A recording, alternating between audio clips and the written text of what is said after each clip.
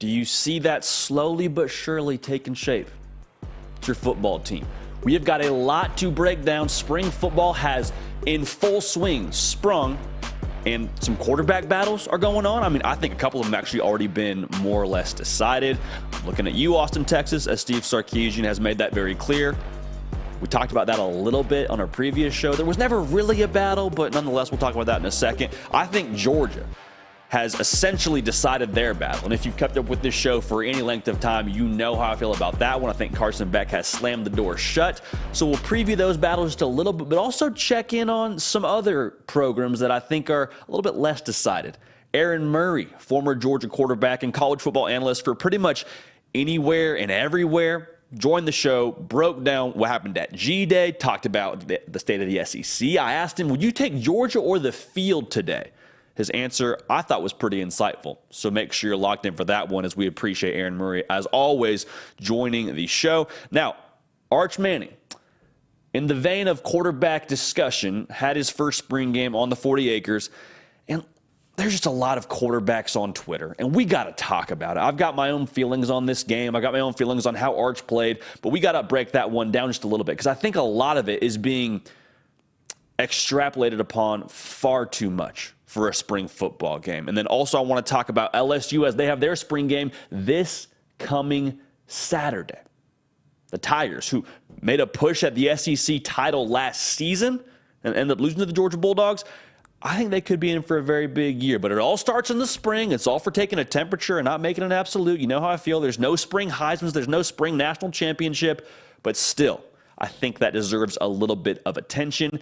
Before we get into that, though, the transfer portal is officially on and popping. Your favorite TV show is back on season 2 this time. There's been a couple of dominoes that are already fallen into place. I'm going to speak quickly here so nothing that we say becomes dated. Now, if we're clipping this, some of this stuff may have already shifted, so we appreciate you rolling with us. Now, one transfer portal move that I did not have on my bingo card was Bear Alexander jumping in. And I'm looking at my phone, trying to keep up with the spring games, trying to keep up with everything going on at Georgia. And then I see a notification from Hayes Fawcett, which make sure you're notified with him right now. Make sure you got notifications turned on for him right now on Twitter, because he's just dropping knowledge, feels like every single day, with what's going on in terms of the college football landscape. But anyway, Bear Alexander tells me he intends to jump into the transfer portal. And for a second, you're just like, what in the world? That was a guy who was playing for Georgia. That was a guy who had a sack in the national title game. He was a top 50 recruit for the Dogs. Bear Alexander in the portal? And then you look a little bit closer at this, and while it's a little bit surprising, the reasoning behind it's hard to blame anybody here. It's hard to blame Bear Alexander, because it sounds like playing time for him was a factor. He's like, hey, I'm a dude. I can help you win football games. I want to see a lot of snaps. And Georgia's sitting there saying, well, we got a lot of guys that got to play, man. We're going to rotate guys through here. We're going to have a lot of these guys help us on the defensive line. Bear, you're a part of that, but listen, we got guys that got to play here, okay? All the big dogs got to eat. So with that being said, Bear Alexander, again, at last I checked, intends to enter the transfer portal, meaning he has not officially entered yet. But USC is a school that just continues to get thrown around whenever you ask people who might be in the Bear Alexander sweepstakes. This would be phenomenal for USC. Like, USC would be absolutely overjoyed to land a guy like Bear Alexander. Because think about the weaknesses of USC. Look on the offensive side, you don't find a lot of them. You got Caleb Williams playing quarterback. You have a bunch of ballers at receiver, some that I think are chomping at the bit to prove themselves on a national stage. Look to the defensive side. You don't see the same kind of stocked cupboard protocol on that side of the ball. I mean, you look at the Utah game. Couldn't stop anybody. Look at the Tulane game. The defensive line play was abysmal. So, Bear Alexander, if you're looking to have somewhere to get snaps right away and play a lot of them, USC is absolutely a school that would be vying for Bear Alexander's services, on paper at least. So we'll keep an eye on that one. But in this situation, hard to blame either party. Georgia's got some guys that got to play. Bear Alexander wants more snaps, or so it sounds. So that's that. Now, Jaden Davis was a 4-star cornerback when he came out of high school at a St. Thomas Aquinas, and he committed to Oklahoma. Was at Oklahoma for a period of time. He is going to the transfer portal. And when you look at Jaden Davis and his resume, it just seems like it was never really a fit at Oklahoma. never really saw substantial playing time with the Sooners, and you would imagine that was the way it was shaping up for this coming season. But what we loved out of high school with him was his versatility. He can play corner for you. He can play nickel for you. And with him being from the Florida area, the schools to keep an eye on, I've heard, are the G5 schools, the UCF, the USF. Now, Florida could also be a player in this one as well. That'd make a lot of sense. Kid with a lot of ability out of high school, just never really found the right fit, it sounds like, at Oklahoma. Come back home, and maybe the fit makes all the difference. I don't know. But nonetheless, Jaden Davis, like I said, a 4-star player out of high school. Someone is going to be happy to land his services. Really quickly, make sure you subscribe to the On3 YouTube channel. We're going to talk ball here every single day. Okay, we're live twice a week as we are right now. We have phenomenal guests like Aaron Murray about to join the show, but make sure you're locked in here. You won't regret it. Also, follow me on Twitter, follow me on Instagram.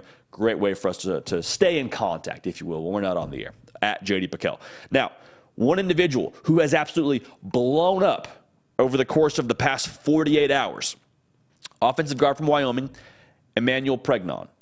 Now, he's blowing up because he's big, powerful, 6'6", 320 pounds. He's got multiple years left of eligibility.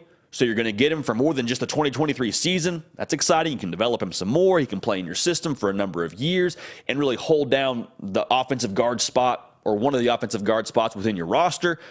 Matt Zenitz has a phenomenal article out right now on on3.com where he breaks down his recruitment, talks to some personnel people in different Power 5 conferences, and asks essentially, hey, what is it about this kid that's causing him to just crescendo right now on the recruiting landscape via the portal? And one thing that I thought was super interesting that Zenitz cites in this article, Wyoming has a reputation of developing players. And so any school that lands Emmanuel Pregnon, and again, the offers here are just ridiculous. Like, pick a school, and if he doesn't have it yet, he probably will have it. I mean, LSU, Miami, Tennessee, Auburn, Colorado. I think Va-Tech offered him a few minutes before we even got on air. Wyoming's going to Emmanuel Pregnon, by nature of being at Wyoming, will show up at one of these schools, and he will not just be a raw piece of clay. Like, sometimes you get these guys that, have a lot of physical tools, and they're really big, but they're underdeveloped. And that's not Emmanuel Pregnon. The people in personnel departments across the country say that they love, like I said, the physical tools, but the fact that he's a weight room guy, he's going to show up and have had playing experience. He's not going to be a deer in the headlights kind of operation when he gets to whatever school he goes to. So Emmanuel Pregnon continues to blow up. Keep an eye on his recruitment, and keep an eye on any offensive lineman right now who enters the portal. Because here's what's happening right now. When these offensive linemen enter the transfer portal, especially in this second window, it's getting down to the wire here to set your roster. Like, once the portal closes up shop, that's it. You're stuck with whatever you're stuck with on your roster. So if you don't have an answer on the offensive line, one of the most crucial position groups in all of football, I mean, it's a line of scrimmage game, it seems like, and it's becoming more and more of that for the elite programs. If you don't have answers on the offensive line, you hamstring yourself tremendously. So the value on these guys is skyrocketing. In addition to that, the number of these guys that are in the portal with what I just said, physical tools, experience playing, multiple years of eligibility, there's not a lot of those guys in the portal. And so Emmanuel Pregnon is a very talented player, and a lot of people want his services for the reason that I just mentioned. There's not a lot of offensive linemen with experience and eligibility in the portal right now. So someone's going to land him and be very, very excited about it. Now, one guy that is off the board right now and committed yesterday, Trill Carter, was formerly at Minnesota, visited Texas, visited Ohio State, and ended up choosing the Longhorns. He's 6'2", 310 pounds. This is a massive get in both a metaphorical and literal sense for the Texas Longhorns. Think about how this makes their defensive line look right now. Because you add a guy of his stature, like I just said, he's played some ball, he's got multiple years left for you, and you pair him with Tavondre Sweat, Alfred Collins, Byron Murphy, Sadir Mitchell. Remember where Texas is headed next year. The SEC. I said college football is a line of scrimmage game. The SEC is emphatically where that gets most accentuated, in a line of scrimmage conference. And so to be able to compete at the level you want to compete at if you're Texas, you better have the Joes to execute your scheme. You got to be able to have the defensive line sorted out to even have a chance to compete in the SEC. And so to add now Trill Carter to those cast of characters on the defensive line, Texas, I believe, is starting to look more and more like an SEC team where it counts in the trenches. And Trill Carter, obviously, by nature of me telling you how important it is that they have somebody in 2024, he's going to have multiple years of eligibility when he gets to Austin. Size and depth on the defensive line wins you two kinds of games. One, a rock fight. Like, hey, we're going back and forth. Nobody's able to get points. We got to find a way to get this done. We got to find a way to get in the end zone or get a field goal. The defensive line has a big say in who wins those kinds of games, the ugly, like 7-10 kind of games. It also has a big say on who wins games late in November, late in the season when you're banged up. You got to have depth. You got to have size on the D-line. Adding Trill Carter to the Longhorns is a very, very good step in the right direction for Texas. So the portal is open right now. Like I said, season 2 of your favorite TV show is currently airing. We'll keep an eye on this. This will not be the last time we talk about the latest from the transfer portal. All right, now, one individual who never hit the transfer portal during his college career is former Georgia quarterback Aaron Murray. And Aaron Murray, it's funny even introing him into this interview because he's a college football analyst for just about every single outlet. I mean, the volume, he's got a daily podcast. He worked with SiriusXM. He does color commentary for different national games. Like, he is phenomenal at what he does, has great insight into the current going-ons at Georgia. And so post-G-Day, there was no better time than to chop it up with Aaron Murray. So we got his thoughts, got his feeling on the G-Day, got his feeling on the quarterback situation, and the outlook for Georgia in 2023. So without further ado, here's Aaron Murray. And we are now joined by the man, college football analyst for ESPN, SiriusXM, The Volume, former Georgia quarterback, Aaron Murray. Aaron, what don't you do, brother? Oh man, it's a busy slate. My wife is hoping that I maybe cut something out this fall, so she just has to deal with both our kids week in and week out. Now she loves her being a mother, but it can be tough sometimes. So yeah, just got to take advantage of when I do have a little bit of a downtime to hang out with the two kids, the two dogs. But come football season, come August, I mean, it is sun up to sundown kind of days, which is fun. Just like you, we get to cover the game that we love, the game we played, and it doesn't feel like work. I love every bit of it. So very blessed, but also very, very, very busy. Running the no-huddle offense over there at the Murray household. Well, let's start here, Aaron. The G-Day, obviously your alma mater, Georgia Bulldogs. Carson Beck looked like the guy. I mean, is he officially the QB1 in Athens in your mind? Yeah, I think he's been. I mean, Carson was the guy 3 years ago. I mean, he was dubbed the starter, when JT went down, and then something happened on Monday, Tuesday. I think the staff wasn't really sure. Is he ready to go? So you got Stetson in your back pocket. You're about to play UAB. You're like, okay, let's just put Stetson in there.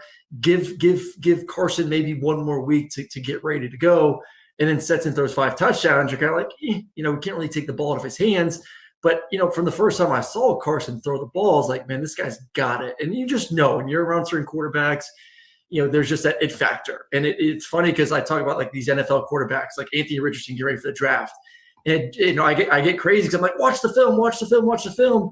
But then you get caught up in seeing these guys throw the football and the way they look and the way the ball's released. And you kind of just say, man, if he can just kind of put it all together, he could be pretty darn special. And I think that's been the case for Carson. Can he put everything together from the fundamentals to the mental side to the leadership to be a really, really good quarterback? And he's just continued to grind in all those areas, talking with people in the building. And, man, he looked good. I think it's his team. I think it's his job. The other quarterbacks look great. Brock looked tremendous. Gunnar looked great. I mean, Georgia would be most likely undefeated with any 3 of them just because of their roster. But I think Carson puts you at a different level, especially with the receivers and tight ends that have been amassed this offseason. So, man, I can't wait. I really can't. I put a little tweet out there. I'm not joking either. If Stetson Bennett can make it to New York, I think Carson's going to have far superior stats. He's going to be on the best team in the country, probably going to win the SEC championship, going to be in the playoffs. If he throws 35-plus touchdowns and he's on that team, most likely going to be in New York for that ceremony. And I kind of expect Bobo to let him fling it a little bit this year. Well, that was my next question. Does it change the way that we've watched Georgia previously with a guy like Carson Beck? Like, obviously, Stetson Bennett, Stetson Bennett, and Carson Beck's Carson Beck. Do you think they tailor it differently to a guy like Beck and his skill set? Yeah, when you saw this year, I mean, who they brought in through the portal. You bring in a couple top receivers. I don't know what's going on with Ra. Didn't play really in the spring game at all, but Lovett is explosive. You got McConkey, you got Arian. Knock on wood, he can stay healthy. Obviously, you got the best player in America in Brock Bowers. But yeah, I expect this offense to really start to push this ball vertically down the field. You're still going to see. I mean, you saw in the spring game. It's the same thing they ran last year. Essentially, like the core. Different formations, different personnel groups, motion shifts, really put the defense at a bind and make those guys communicate on that side of the football. And then a lot of play action pass, and then utilize Carson's ability to push the ball vertical with that talent and that speed that's around him. So yeah, I think they're going to throw the ball more. And listen, there's going to be a chip on Bobo's shoulder. Like, I know Bobo. He was my OC for 5 years. He's a competitive son of a gun. He wants to be the best. He is one of the best. And there's a lot of people doubting, should he have gone the job? Big shoes to fill with Monken leaving. And I think he's just eating that up. And he knows that he has a talent that he hasn't had in a long time to work with.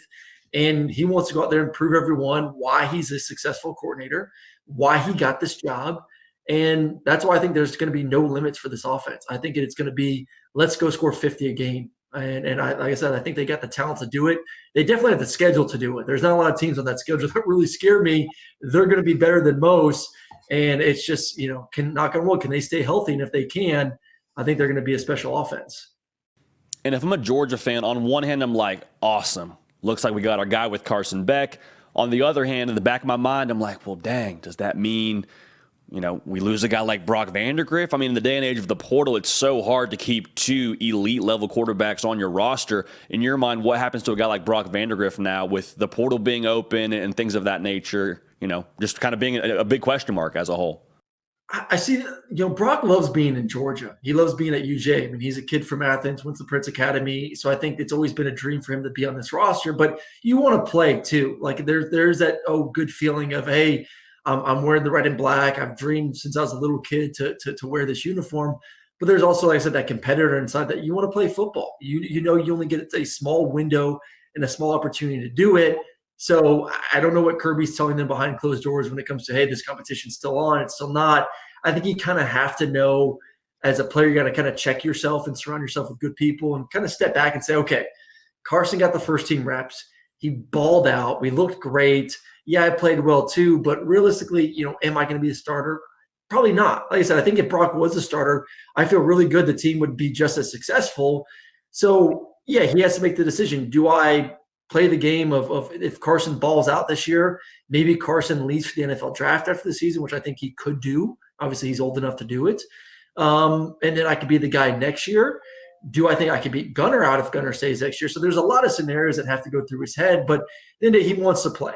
He's good enough to play. He's good enough to play at 75% of the other schools out there that need a quarterback. He can jump in the portal tomorrow, show up with his work ethic, and he's a tremendous worker, compete to be a starting quarterback come fall. I mean, shoot, he can go to Auburn, for goodness sakes, with his skill set and the type of offense they want to run, and he's a better passer and can compete for a starting job there. Obviously, he can't compete. He can't actually transfer in the SEC because of rules, but like a situation like that is somewhere he could go to and go out there and compete. So it's up to him, man. I hope he stays, but in today's world, you're going to lose great ones. They got plenty of great guys on that roster.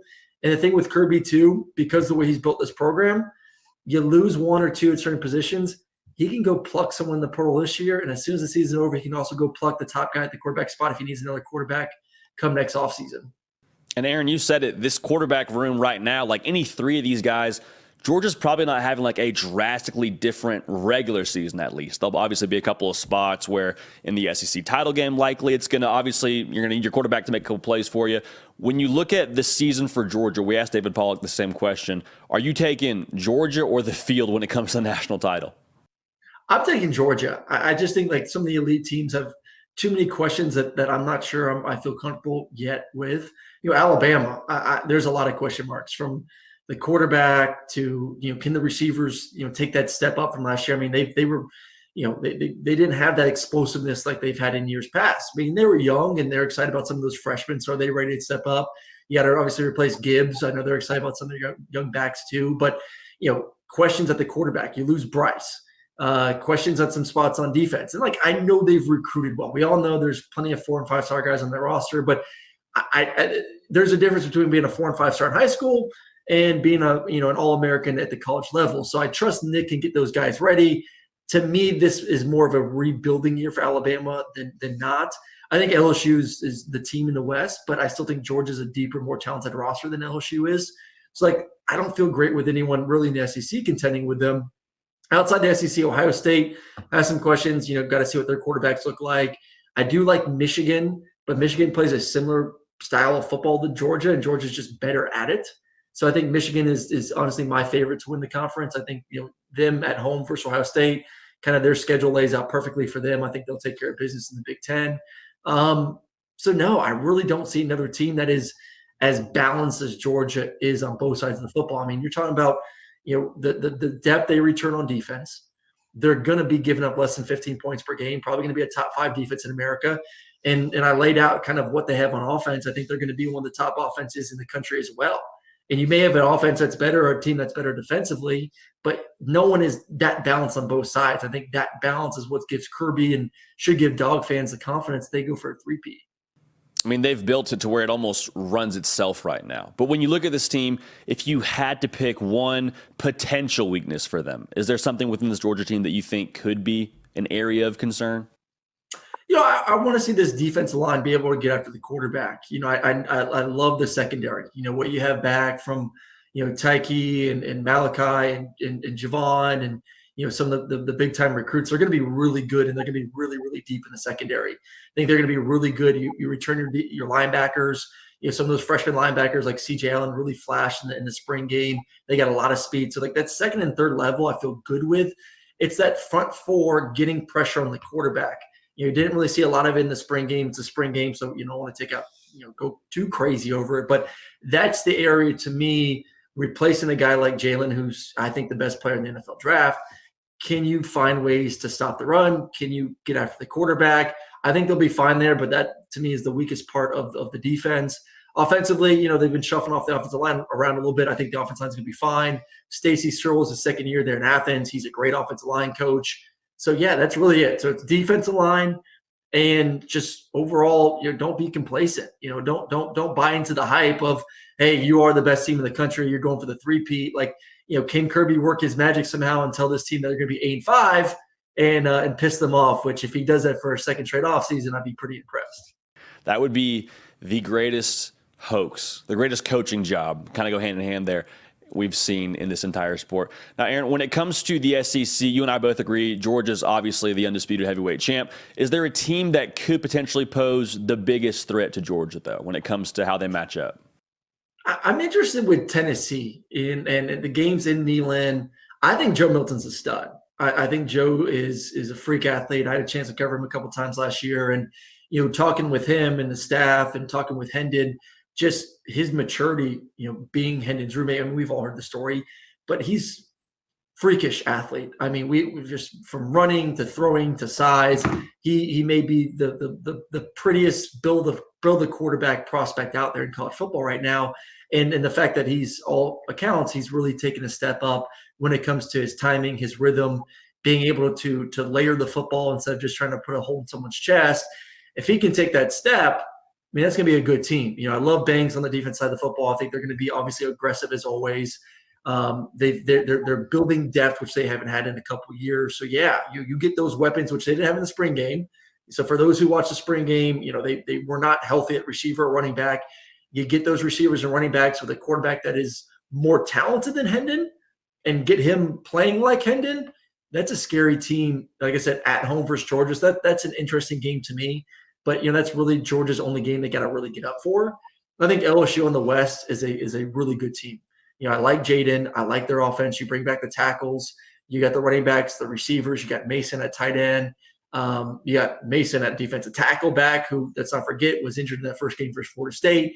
One of their best players on that side of the football, along with the best linebacker maybe in the SEC. So they don't have a lot of questions on their roster, which gives me the confidence that they can win the West and should win the West.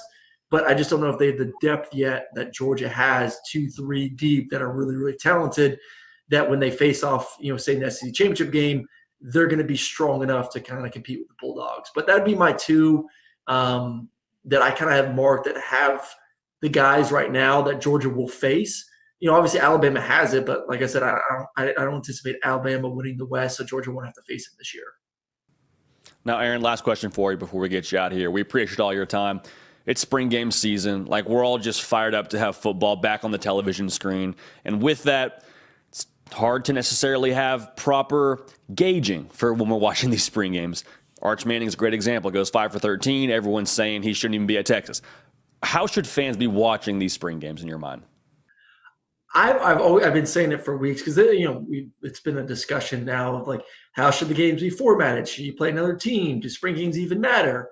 And I'm in the sense of, it's just, to me, spring games are a celebration.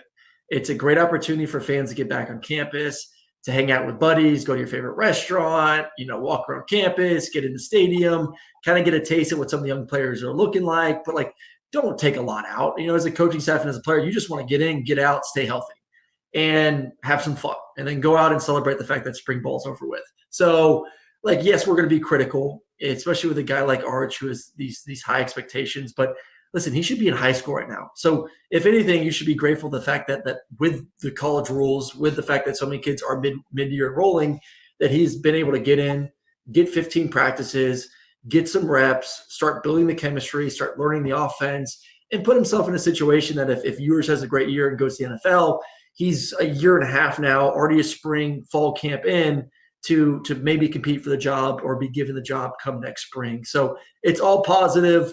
Listen, I was a mid-year guy. Your head's spinning all over the place. There's nerves at the wazoo. And I was a high recruited kid. I'm not a Manning. So those pressures are even higher, especially at a place like Texas. So let's just take a break and continue to trust Sark that he's going to work him, get him ready to go for when his time is ready. But we kind of knew this was going to be Ewers' job. Ewers had flashes last year, didn't finish the season off great, but super, super talented. They got some talent around him. It was going to be an uphill battle for Manning to win that thing out anyways. Absolutely. Well, I mean, mid-year, so you you held on rather to your ID is what I'm understanding. ID stayed in the wallet. Okay. Hold on to the ID. Just put, this is 2023. Why aren't the IDs just like you're on your phone, for goodness sakes? You don't have to worry about carrying around. Like, someone needs to do an NIL deal with Arch in which you can put your student ID in your phone, in your Apple Wallet. Then you don't have to lose it. I mean, that's a great NIL deal. We just came up with another one for him. Chess, not checkers. Well, Aaron, we appreciate you making time, man. Appreciate you talking some ball with us, and looking forward to doing it again real soon. I appreciate you, man. Thanks for having me on.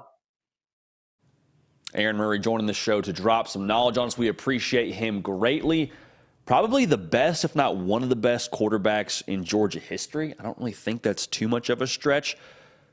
Now, with that being said, he talked about a quarterback battle going on at Georgia, or the quarterback battle that is pretty close to being finished, in both Aaron and my humble opinion, at Georgia. But let's check in across the country right now. We're going to talk about Georgia here in just a second, but let's start with Ohio State in terms of these quarterback battles.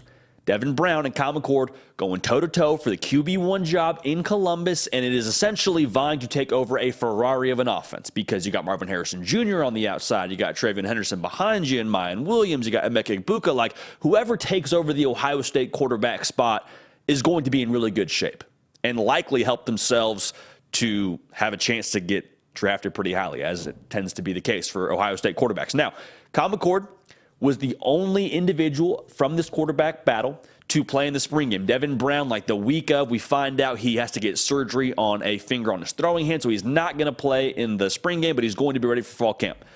So Kyle McCord, the stage is set, right? Chance to just go out and knock it out of the park. And he kind of led for the duration of spring practice. It was kind of his job to lose, is what the buzz was around Columbus. And this was his chance to, in my opinion, slam the door shut. Like, he goes out there, he goes 25 for 20 and 3 touchdowns. We're all saying, yep, this is probably Kyle McCord's job, just a matter of time. And that wasn't the case. Went out there, went 18 for 34, 184 yards and 1 touchdown.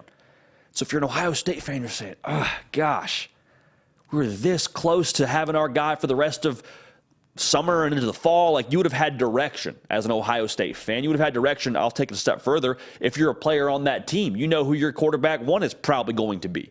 Now, the door is cracked open, and Devin Brown, being as talented as he is, has a chance to really make a statement. You hate that if you're Kyle McCord. You hate that that was your chance to win the job, in my humble opinion, and officially, unofficially end the battle. And now you got to wear it into the fall. Now, to be clear, Ryan Day, I wholeheartedly believe, would have let this go into the fall either way, but we could have had a pretty good feel for it should Kyle McCord have made a statement in that kind of spring game. Really quickly, make sure you're subscribed. We appreciate all that tuned in right now. Make sure you're liking the video. And shout out to everybody on podcasts, too. Apple, Spotify, wherever you listen to the Hard Count. We appreciate y'all rocking with us. Okay, now, Georgia. The Dogs, we talked about it with Aaron Murray just a few moments ago. This kind of has the inverse feel of how the Ohio State quarterback battle could have gone in that spring game. Came into it. Carson Beck has been the leader all camp, but Brock Vandagriff's making some moves in these last couple practices. And don't forget Gunnar Stockton. He's going to factor in somehow. And all that happens was Carson Beck goes out there and just checks every single box. He went full-on Coach Yost. Remember the Titans. Left, no doubt. They'll start with the field test. Like, just how does it feel when your quarterback's in the game? What were you anticipating when you saw Carson Beck taking snaps for Georgia? I'll tell you this, when he was running the offense, it felt a whole lot like he was in complete control of the vehicle. He knew where to go with the football. You just felt like something good was going to happen. He was going to push the ball downfield. He put the ball in the right spot. It felt like every single time. The field test for the Georgia offense, when he was at quarterback, you felt direction, you felt purpose. The eye test, like I just said a second ago, he was surgical. Every single time, he was clicking through the reads, knew exactly where to go.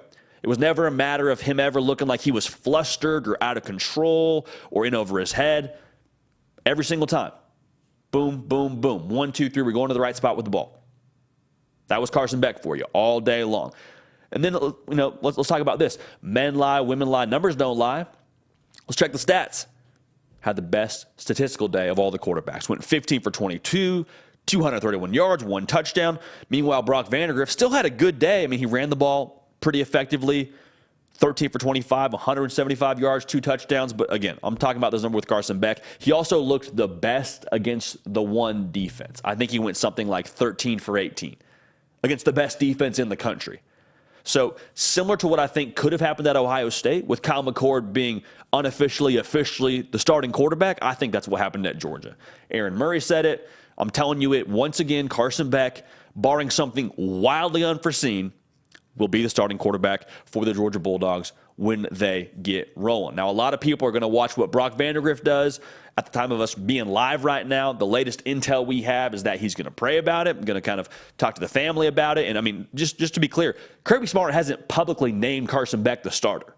Okay, this is still something where Brock Vandagriff can come back in the fall and really try and challenge. But, again, that portal window is only open for so long. Brock Vandagriff could challenge and stick around and hope he gets a shot at Georgia, or he could go somewhere and play today. I'm just saying we'll keep an eye on that if Carson Beck does end up being named quarterback 1. Now, let's talk about another school here. Had their spring game this past, I guess it was Thursday. That's the Florida Gators. Going into it, you kind of felt like it was Graham Mertz's job to lose. That was the feel because you brought him in for a reason, right? Transfer from Wisconsin, tons of talent, really highly recruited, just never really got into a rhythm at Wisconsin, kind of turnover prone. But everyone at Florida is thinking, hey, we brought him here for a reason. He's probably going to be the guy, right? Well, the good news is the defense looked pretty good.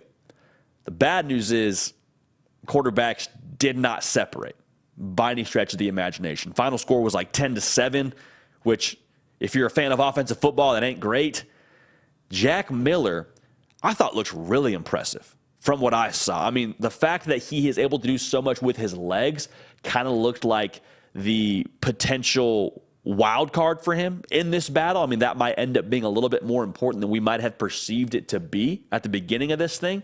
I think Jack Miller is very seriously a part of this quarterback battle.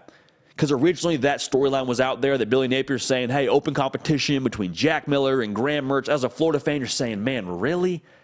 Graham Mertz, we brought you here from Wisconsin. You can't beat out Jack Miller, a guy who looked beyond lackluster in the game against Oregon State in their bowl game. And then you have a spring game on him from a season ago. He didn't look great there. You're saying, man, really? Well, hey, I think it's time to put some respect on Jack Miller's name. Jack Miller, I think, made a very good case for himself that he has, I think, one, elevated himself, and two, if he does end up being your starting quarterback, he will have won it based on merit. It won't have just been a thing of, well, Graham Mertz kind of still needed some time to process the offense. Like, hey, if that's the way it goes, it's the way it goes. But I think Jack Miller looked really impressive in that spring football game. Now, statistically, he was a touch more efficient than Graham Mertz was, but Graham Mertz was 18 for 29, 244 yards and a touchdown. Jack Miller, 10 for 19, $144, and 1 touchdown. So, again, neither one of them lighting it up. A lot of people around Gainesville feel like there is a more than likely chance that Florida dips their toe back into the transfer portal pool if the right guy were to jump into the portal for them. So we'll see what happens there. You don't love what you saw in that spring game. I would just say this, let it marinate a little bit. Let it bake a little bit.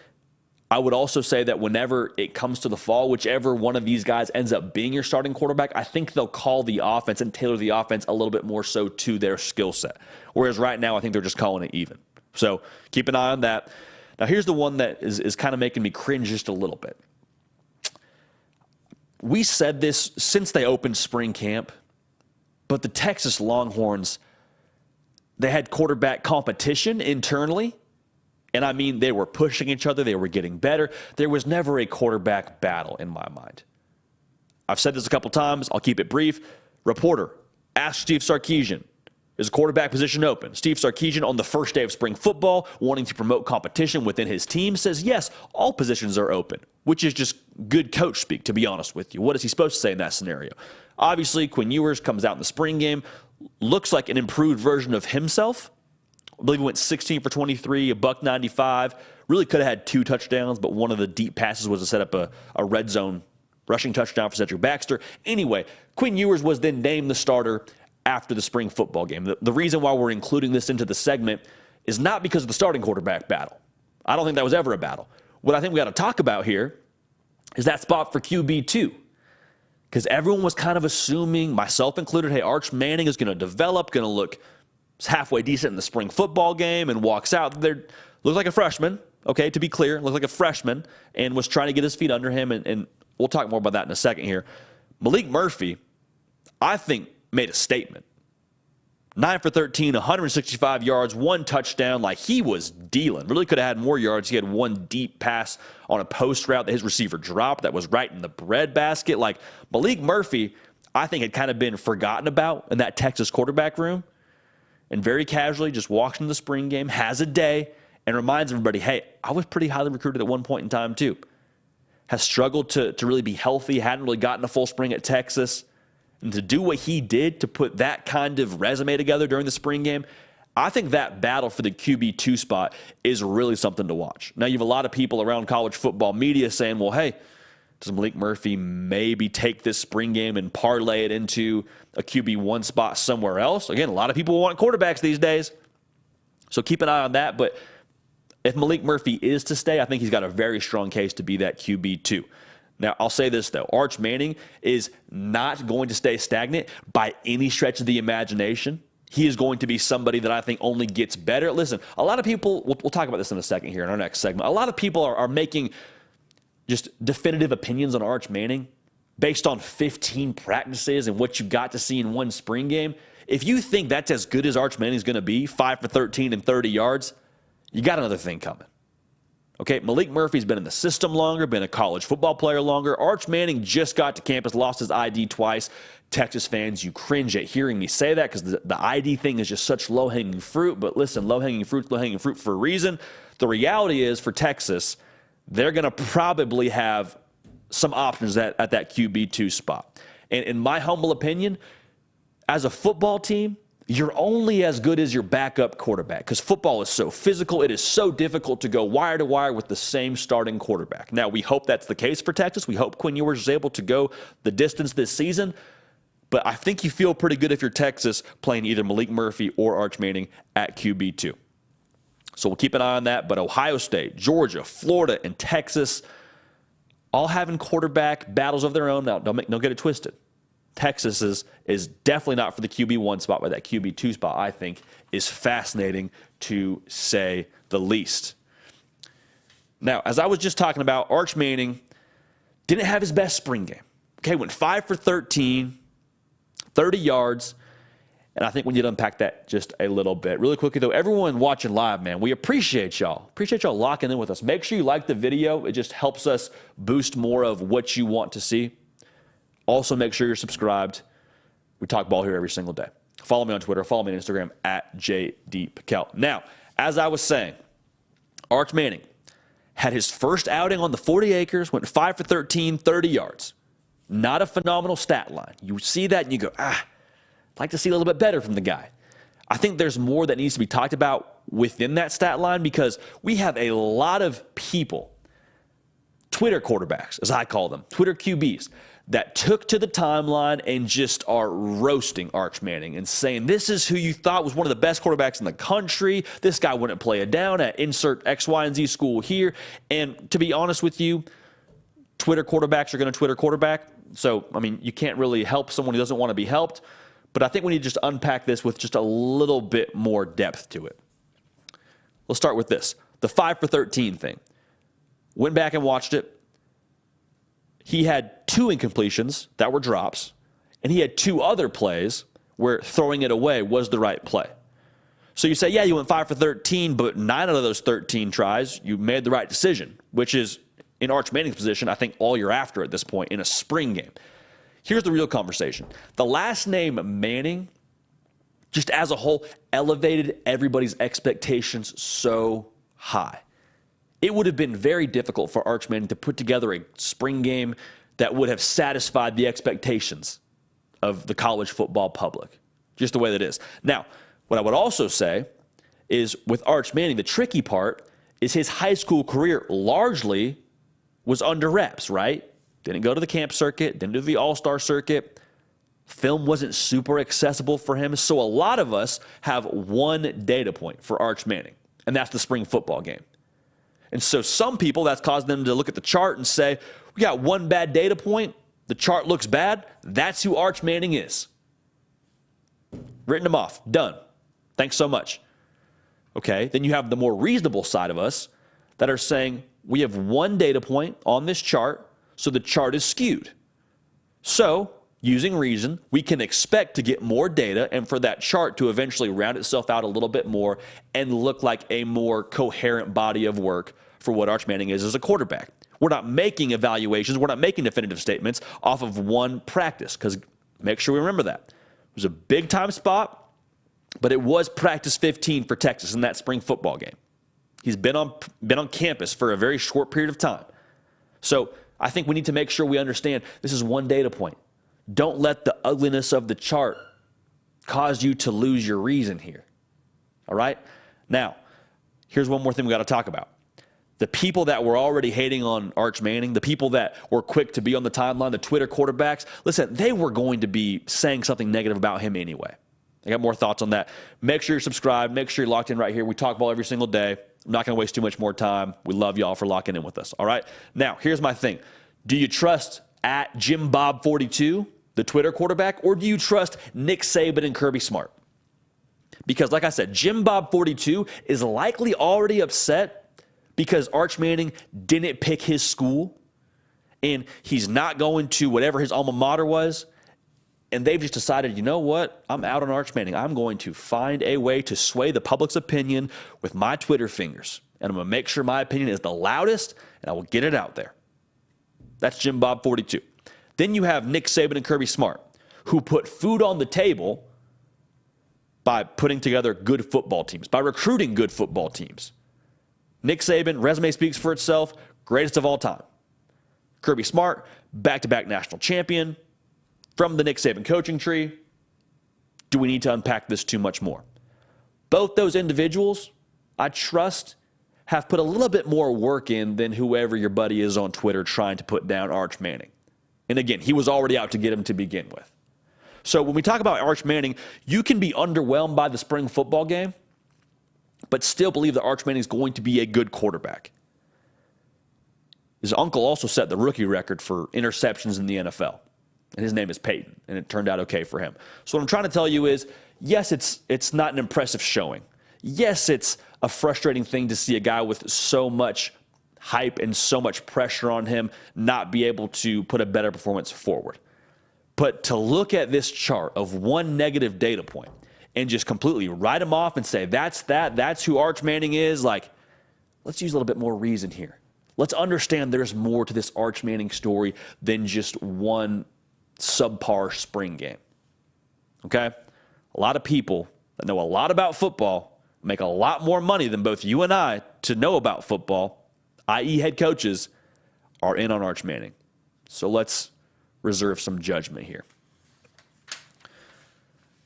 I'm telling you, man, Arch Manning, just as a recruit, I think is facing as much, if not more than any other recruit in the modern era. Like, you got social media now you got to deal with. You got NIL you got to deal with. Your last name's Manning.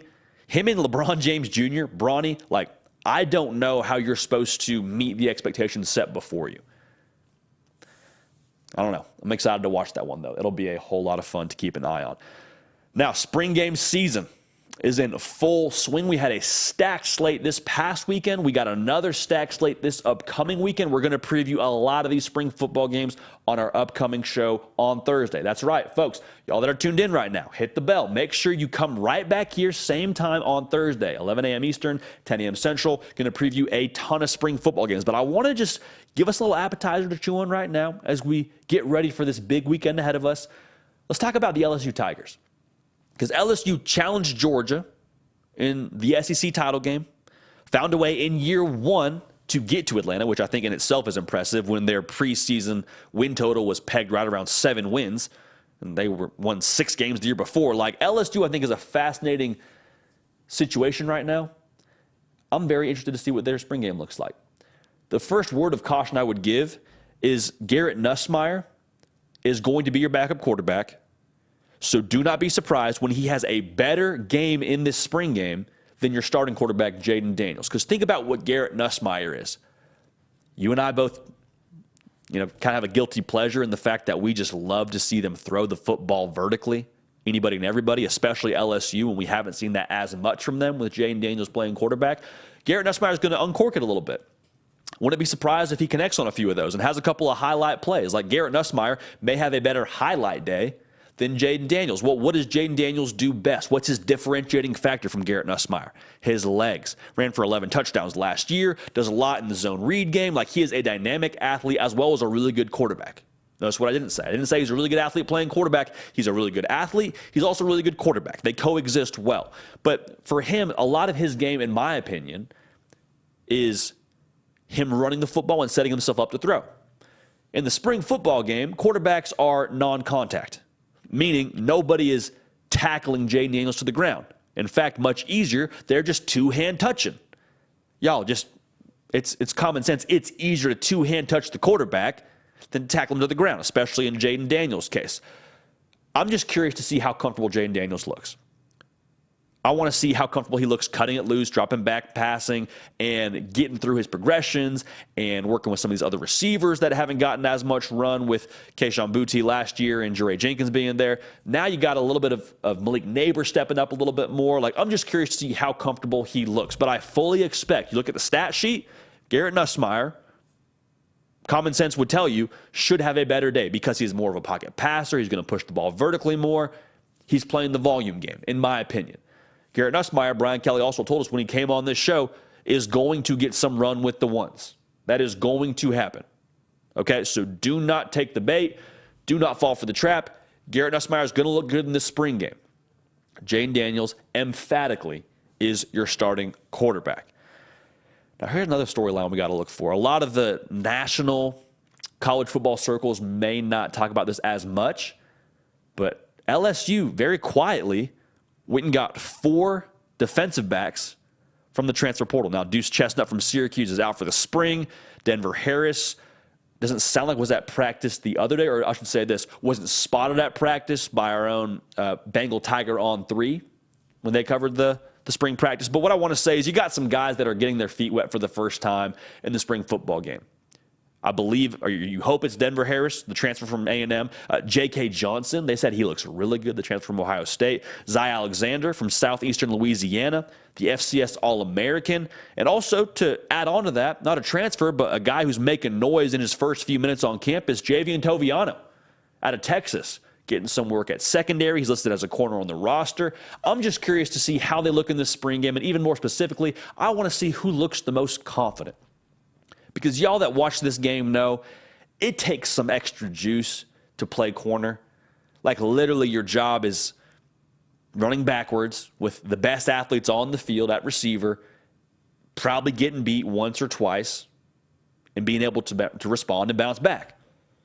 Which one of these guys does that the best? Because LSU, they're going to have some new faces playing corner. They very obviously think this is a position of need because they went out and got it in bulk. And good for Brian Kelly and good for his staff for saying, we got a need. We're going to make sure we throw a lot of numbers at it. And we're going to get it done. Which one of these guys attacks that opportunity? Again, J.K. Johnson's a guy they're very excited about. And I would be surprised if he doesn't get some major run in this spring football game. Who looks the most confident? Who has a bad play and then bounces back? In a perfect world, you have no bad plays, but you hear what I'm saying. The response mechanism from these guys is going to be crucial, especially when we get to real football. Okay, now, here's the thing that I'm probably most curious about. Operationally, how does LSU look? Are they picking up from where they left off? Because think about last year's season for LSU, and I think about it as pre-Auburn and post-Auburn. That Auburn game, especially for Jaden Daniels and for LSU as a whole, is really when they kind of caught their stride. And they've got a ton of talent, ton of ability, but it was just week in and week out, which kind of LSU team were we going to see? Against Ole Miss, they're rolling. Start out slow, but then they get rolling and roll past roll past Ole Miss. Then LSU goes and beats Alabama the next week. Like, they were a force at one point in the year. And then they end the year and they lose Texas A&M. The same Texas A&M team that actually missed a bowl game. So for LSU, I think a lot of it is the sense of urgency. And to be real with you, a spring football game, if you're ever going to lack a sense of urgency, it's going to be when you got a ton of people in the stadium. There's no real competitive juices that need to be flowing. You're not playing it against another colored jersey. You can kind of just enjoy the atmosphere, enjoy the fanfare, soak it all in. Everyone's there rooting for you and your teammates. Like, if you were to take your foot off the gas in any scenario, the spring game would be a situation where that'd be very, very possible. But the great teams, the teams that win the SEC, the teams that win national championships, and I'm not just talking about Georgia, I'm talking about a variety of teams across the landscape, those teams, they take the spring game seriously. They look like the spring game is the exact same atmosphere as when they're playing their rival. Obviously, it's not contact for the quarterback. Obviously, there's a certain element of protecting each other that goes into this. But you hear what I'm saying, the attention to detail, the procedural penalties for LSU. I don't want to see those. I want to see effort penalties if I see any penalties at all. That means balls in the air, we're jockeying back and forth, pass interference on the corner. Okay, we can live with that. I can't live with, hey, we were just straight up beat and we pulled that guy down. That's a bad, not competitive penalty. Or we're misaligned. Whatever it ends up being. I'm just curious to see operationally, is LSU able to have the culture in place? Is the culture mature enough to where they can compete in the spring game how you would want a team to compete that you expect to play for the SEC championship? I think they have the right systems in place, but again, with Brian Kelly, we thought it was fixed to LSU as soon as he got hired. I was sold on LSU the minute he was the head coach. The only question is, how long will it take for them to fully buy in? I think there was buy-in last year, but full buy-in, full understanding of what he's expecting, full understanding of the standards, the expectations, that's where LSU can really take the next step. And the spring game could give us a good gauge for it. I'm not saying if they have a couple offsides penalties, they're just going to compete for the Gator Bowl. I'm not saying that. No shade to the Gator Bowl. But I just think it will give us a good pulse as to how mature and how developed this culture is at LSU. Because the talent's not the issue, man. The talent has never been the issue in Baton Rouge, and it's definitely not going to be the issue now. Got a lot of key pieces coming back. Curious to see how they look in this spring game coming up. Now, I posed a question on my Twitter page.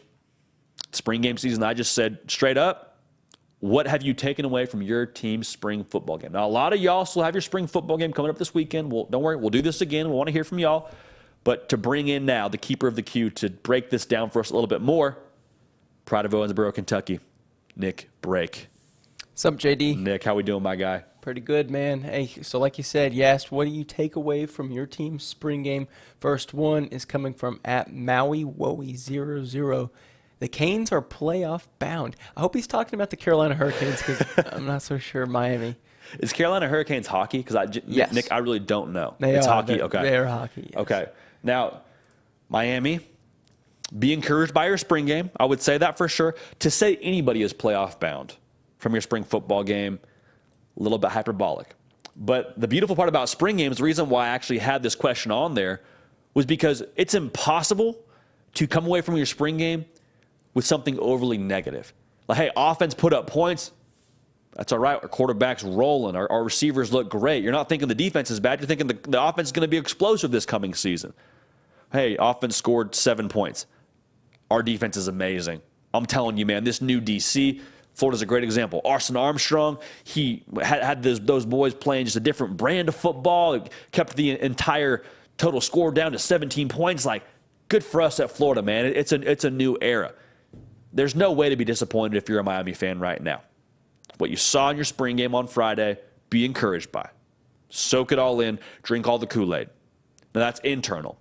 I would say when it comes to your overall value of college football, from when it comes to the spring game perspective, Aaron Murray said it best, it's a celebration.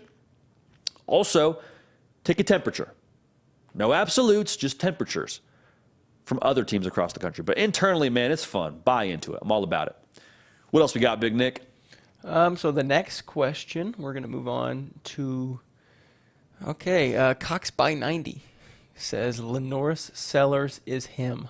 Yeah, man, Lenoris Sellers, guy at South Carolina there, very excited about it. Now, don't get it twisted. He is the future at South Carolina at the quarterback position. Spencer Rattler is your guy right now, will be your guy for 2023, barring something wildly unforeseen happening. But Lenoris Sellers, his physical tools, what he brings to the table. Charles Power, director of scouting and rankings at On3, you hear me talk about his work all the time on this show. He thinks he could be a guy in the SEC for a very long time. Like, he talked about him having the best senior season of that entire 2023 cycle. He got enrolled early. Nick, he rocks the rec spec, so he's got some swag to him. Like, Lenoris Sellers is going to be a name that I think we talk about here in the coming years. So Shane Beamer continues to recruit at an elite. That's a tough thing to say. We'll try that again. Shane Beamer recruits at an elite level in Columbia and somewhere that guys are wanting to go play.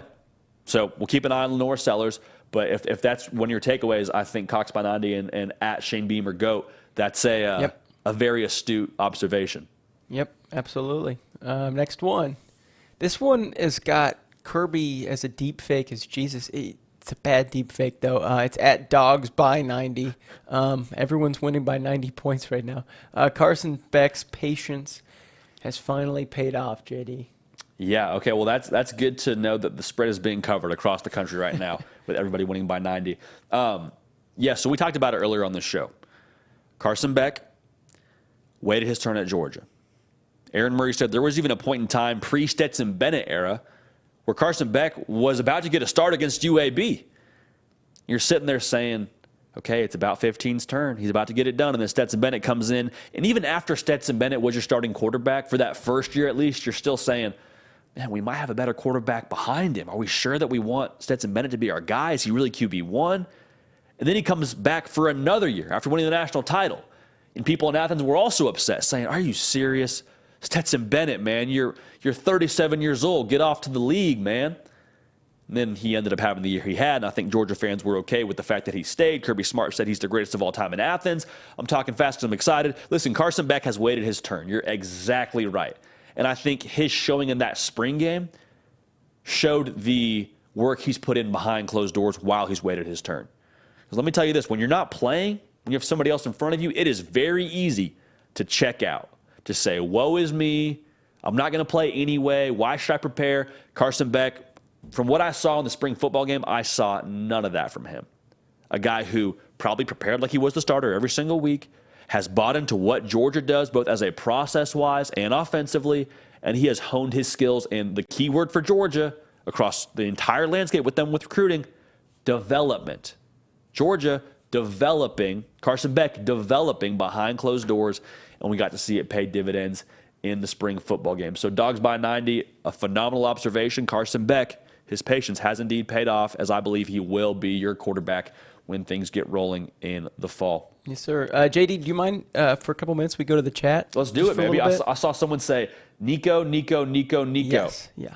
I love it. A lot of Tennessee fans, but more than anyone today, obviously, because of the subject matter. A lot of Georgia. Briley is always in here talking mad smack to his SEC rivals. Briley asked, the question is, who can hang with Georgia in a shootout? In order to do so, they'll have to attack a wide receiver, tight end, a solid run game, and a mobile quarterback. Does that sound like anyone? That's a good question. Who can run with Georgia in a shootout? Now, I would say this. I think Georgia could be potentially more explosive offensively.